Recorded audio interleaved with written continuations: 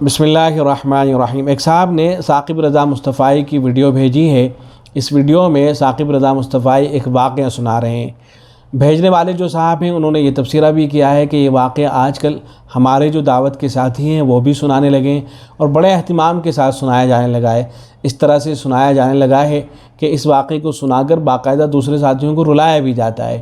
تو یہ واقعہ صحیح بھی ہے نہیں اور اس کو بیان کیا جا سکتا ہے نہیں۔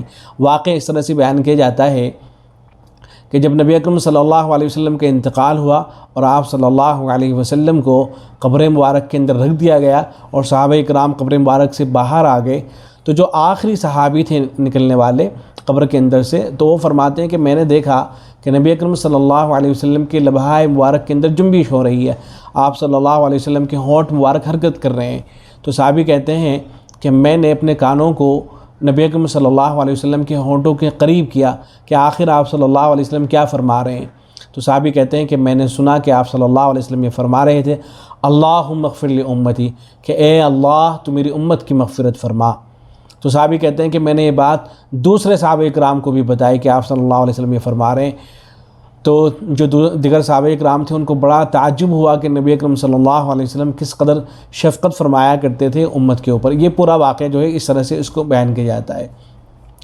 تو دیکھیں جواب مرزا غالباً یہ جو واقعہ ہے بریلویوں کی جو کتابیں ان کے اندر یہ بہت سی کتابوں کے اندر ملتا ہے بریلویوں کے یہاں، اور بریلویوں کے یہاں غالباً یہ واقعہ جو ایک کتاب ہے مدارج النبوہ اس میں سے اس کو نقل کیا جاتا ہے۔ اور مدارج النبوہ کے اندر یہ واقعہ اس طرح سے بیان کیا گیا ہے کہ حضرت قسم رضی اللہ تعالیٰ عنہ آخری شخص تھے جو آپ صلی اللہ علیہ وسلم کی قبر انور سے باہر آئے۔ انہوں نے فرمایا کہ آخری شخص جس نے حضور صلی اللہ علیہ وسلم کا روئے انور قبر اطہر میں دیکھا میں تھا۔ میں نے قبر میں دیکھا کہ حضور اکرم صلی اللہ علیہ وسلم اپنے لبہائے مبارک کو جنبش فرما رہے تھے۔ میں نے کانوں کو حضور اکرم صلی اللہ علیہ وسلم کے دہن مبارک کے قریب کیا۔ میں نے سنا کہ آپ فرماتے تھے رب امتی رب امتی۔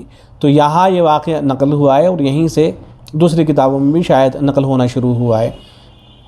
تو چونکہ اس واقعے کی کوئی سند ذکر نہیں کی گئی ہے اور نہ کوئی حوالہ دیا گیا ہے اور نہ کوئی معتبر جو کتابیں ہیں ان کے اندر یہ واقعہ ملتا ہے، تو اس لیے اس واقعے کو بیان نہیں کرنا چاہیے۔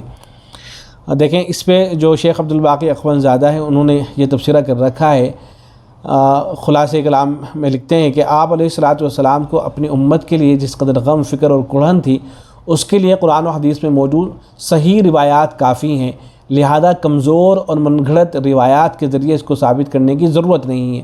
سوال میں مذکور واقعہ نہ سند کے لحاظ سے درست ہے اور نہ ہی تاریخی اعتبار سے درست ہے، لہذا اس کو بیان کرنے سے احتراز کیا جائے۔ تو اس لیے جو معتبر اور مستند واقعات ہیں انہیں کو بیان کرنا چاہیے، لیکن اس طرح کے واقعات کی جن کی کوئی بنیاد ہی نہیں ملتی ہے تو ان کو بیان کرنے کی کیسے گنجائش ہو سکتی ہے۔